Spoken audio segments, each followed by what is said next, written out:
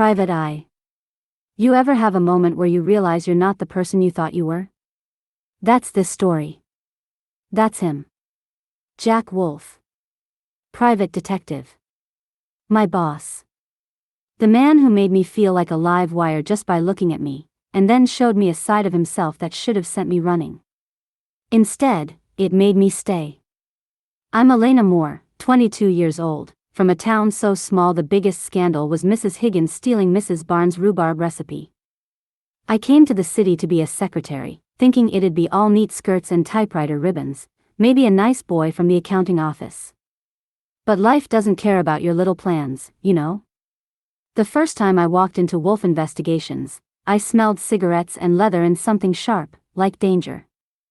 Jack was leaning back in his chair, boots on the desk, flipping through a file. His eyes were dark, almost black, and when he looked at me, it was like he could see right through the starched collar of my blouse. Elena Moore, he said, like he was tasting the name. Country girl, huh? You sure you can handle the messiness of city secrets? I opened my mouth to say yes, but nothing came out. He smirked, and I felt something twist in my stomach, not fear, exactly. Interest. The first encounter was a week later. I was filing reports in the tiny back office, wearing the new pencil skirt I'd bought with my first paycheck, when he stepped in, closing the door behind him. Got a case with a lot of moving parts, he said, leaning against the desk, so close I could see the stubble on his jaw. Need someone sharp to keep track of it. His hand brushed mine as he took a file from the desk, lingering just a second too long. I pulled back, cheeks burning. I'll do my best, Mr. Wolf, I stammered. He laughed, low and rough. Call me Jack, Elena. Mr. Wolf makes me sound like your high school principal. His finger trailed down the sleeve of my blouse, barely touching the fabric. You're too polite, you know that? Politeness won't survive here. You need to be willing to get your hands dirty. I should have been scared. I should have quit. But I didn't. The second time was late, after hours, when I stayed to finish typing a report. Jack was drinking bourbon at his desk, the lamp casting shadows on his face. Ever wonder what goes into these cases, Elena? He asked, tapping the folder. Lies, greed, passion, people do ugly things for what they want. He stood up, walking over to me, and I could smell the bourbon on his breath mixed with tobacco. You ever want something so bad it aches? He murmured, leaning down, his hand resting on the back of my chair. I froze, feeling his breath on my neck. Mr. Wolf, Jack, I said, voice shaky. We shouldn't, but he cut me off, not with words, but with the way his thumb brushed the nape of my neck, sending shivers down my spine. Before I could react, the phone rang, shrill and sudden, and he stepped back, cursing under his breath. Answer it, he said, voice tight. And just like that, the moment was gone. But I couldn't forget the way his hand felt, or the hardness in his voice when he said my name. The third time was a game. I found a note on my desk the next morning, scrawled in messy handwriting. Meet me at the warehouse on 5th, bring the Marsh file. J. I went, confused, clutching the folder, only to find the warehouse dark except for a single bulb swinging overhead. Jack was there, leaning against a crate, a cigarette in his hand. Took you long enough, he said, but there was no anger, just a sort of hungry patience. What's this about, Mr. Wolf? I asked, trying to sound firm. He pushed off the crate, closing the distance between us. You know why I called you here, Elena. Stop pretending you don't feel it too. His hand cupped my cheek, rough from years of who knows what, and I gasped, the folder slipping from my hands. Feel what? I whispered, even though I knew. This, he said, pressing closer, so I could feel the heat of him through my dress. The way you jump when I touch you. The way you watch me when you think I'm not looking. His thumb swiped across my lower lip, and I couldn't help it. I opened my mouth, just a little, and he groaned. God, you're killing me, he said, before leaning in, lips almost brushing mine. But then we heard voices outside, men talking, getting closer. Jack cursed, stepping back, running a hand through his hair. Go out the back, he said, voice urgent. Now. I'll handle this.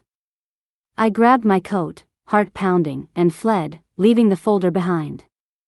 But I couldn't stop thinking about that almost kiss, about the way his eyes had darkened when he looked at my mouth, about the hardness I'd felt against my hip when he'd pressed closer.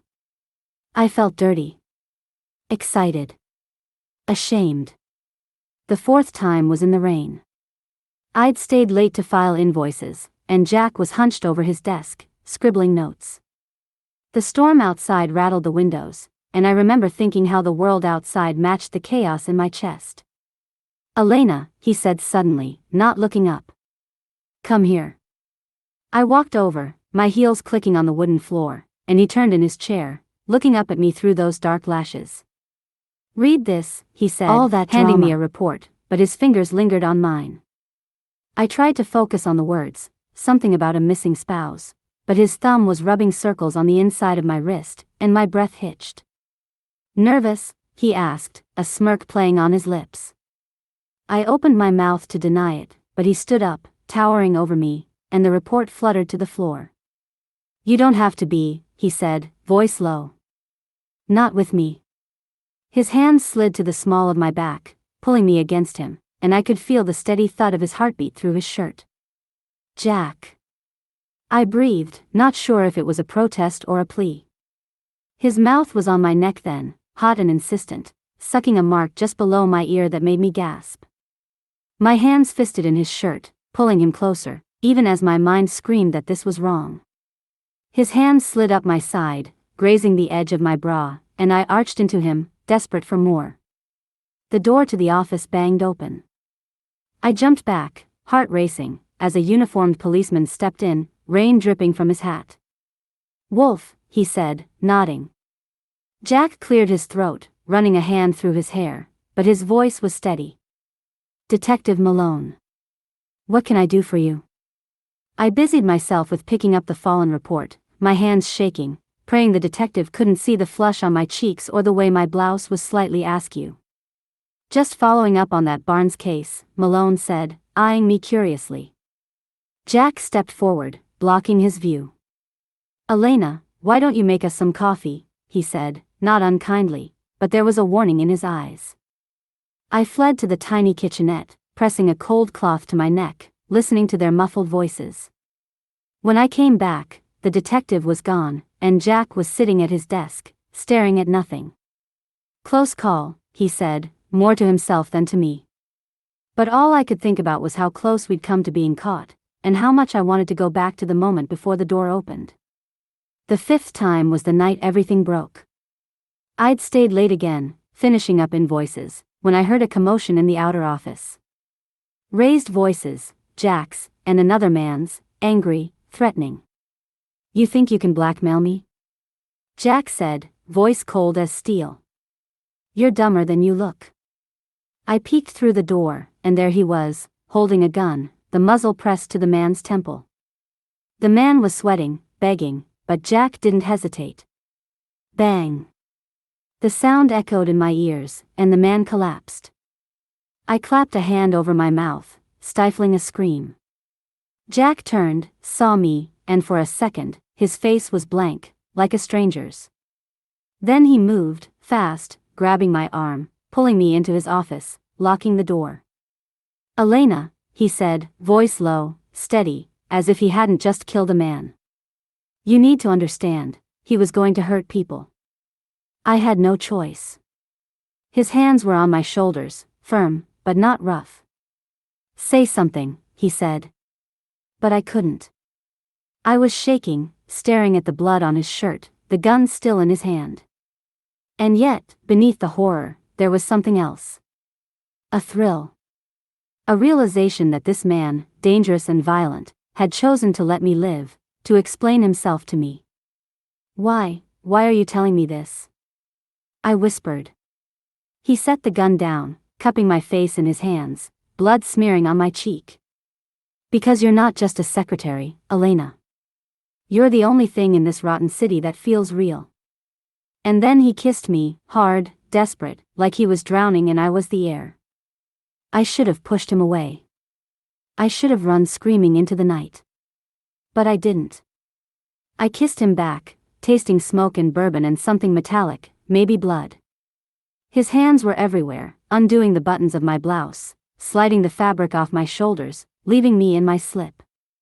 "So beautiful," he murmured, kissing my neck, my collarbone, as his hands slid down to the small of my back, pulling me against him. I could feel his hardness through his trousers, and it made me gasp, arching into him. "Jack," I whispered, his name a plea and a prayer. He lifted me onto his desk, knocking over a stack of files, and I didn't care about the mess, the blood, the dead man in the next room. All I cared about was the way he touched me, like he'd been waiting for this moment forever, like I was his to claim. He slid my slip up, over my hips, and I felt the cool air on my skin, the warmth of his hands as he pushed my panties to the side, his fingers teasing me, making me wet and wanting. "Tell me to stop," he said, breathing hard, forehead resting against mine. "Tell me you hate me, that I'm a monster, and I'll let you go." But I couldn't. I didn't want to. I wrapped my legs around his waist, pulling him closer, and said, "Don't stop. Please." And he didn't. He ravaged me right there on his desk, making me forget every rule, every fear, every version of myself that would have been horrified by this. It was messy and rough and perfect, and when it was over, I lay there in his arms, listening to his heartbeat, feeling the weight of his secret, and mine, settle over us like a shroud. But the night wasn't over. Later, as we dressed in silence, there was a knock at the door. Jack tensed, reaching for his gun, but it was just the night janitor, calling out to see if anyone was still there. "Go home, Elena," Jack said, buttoning his shirt, his voice back to that cool, controlled tone. "And for God's sake, get some sleep." But I couldn't sleep. I lay in my tiny apartment, staring at the ceiling, replaying the way his hands had felt, the way he'd looked at me like I was his salvation. The next day at the office, he was all business, barely meeting my eye, and for a moment, I wondered if it had all been a dream. But then he passed me a file, and a note fell out, "Meet me at midnight. Warehouse on 5th, don't tell anyone." I went, of course. The warehouse was pitch black, but I could hear his footsteps, feel his presence before I saw him. "I shouldn't have involved you," he said, voice rough. "But I can't stay away." He pulled me into a kiss that was all teeth and tongue, desperate, like he was trying to apologize without words. His hands slid under my dress, lifting me up against the wall, and I wrapped my legs around him, lost in the heat of it, the danger of it. This time, there were no interruptions, just the two of us, the echo of our breath, the slide of skin against skin. When it was over, he carried me to a pile of old blankets, tucking me against him, and for the first time, he talked about his past, the police force he'd left, the cases that had gone wrong, the loneliness that had brought him here. "You're a complication I didn't see coming," he said, tracing patterns on my back. "But I don't want to unsee you." We started meeting there every night, the warehouse becoming our secret haven. But secrets have a way of leaking out. One evening, as I was leaving, a man followed me, a tall, thin man with a scar across his cheek. I recognized him from one of Jack's files, a rival detective, someone Jack had crossed. I ducked into an alley, heart pounding, but he cornered me. "Tell Wolf he owes me," he hissed, grabbing my arm. Before I could scream, Jack appeared out of nowhere, pulling the man off me, throwing him against the wall. There was a struggle, a flash of metal, and then the man was on the ground, bleeding. Jack turned to me, wild-eyed. "Are you hurt?" he asked, checking me over. I shook my head, staring at the man's unconscious body. "We need to go," Jack said, pulling me away. "Now." That night, in his apartment, he held me close, his hands stroking my hair. "I should have kept you out of this," he said. "But I can't. I need you, Elena. You make me feel like I'm not just drowning in this muck." I kissed him then, soft and slow, pouring all the things I couldn't say into it. I knew he was dangerous, that being with him could destroy me, but I didn't care. For the first time in my life, I felt like I was exactly where I was supposed to be, even if it was the edge of a cliff. Now, I don't know what happens next. Jack says he'll take care of the body, that no one will ever know. But I know. And I don't regret it. I should, right? I should feel guilty, scared, disgusted. But all I feel is alive. Alive in a way I never was in that small town, alive in a way that terrifies me because I know I'd do it again. Maybe that's the worst part, the realization that seeing him kill someone didn't make me hate him. It made me want him more. Made me understand that desire isn't just soft touches and sweet words. Sometimes it's dark, and dangerous, and impossible to ignore. I know this is a confession that makes me sound like a fool, a sinner, a woman who's lost her way. But maybe that's the truth of it. I saw the devil in Jack Wolf, and instead of running, I invited him in. And now I'm stuck between the girl I was and the woman I'm becoming, a woman who craves his touch even as she knows it could destroy her. Is that how desire works? It doesn't care about right or wrong. It just is. And maybe that's the scariest thing of all, that I don't want to fight it anymore. I want to let it consume me. So here's my secret, I saw a man die, and it made me fall for the man who killed him. And I'd do it again in a heartbeat. Even though I know it'll probably be the death of me. Maybe that's the price you pay for feeling something real, something that burns so bright it can't help but leave scars. But God, does it feel good to burn?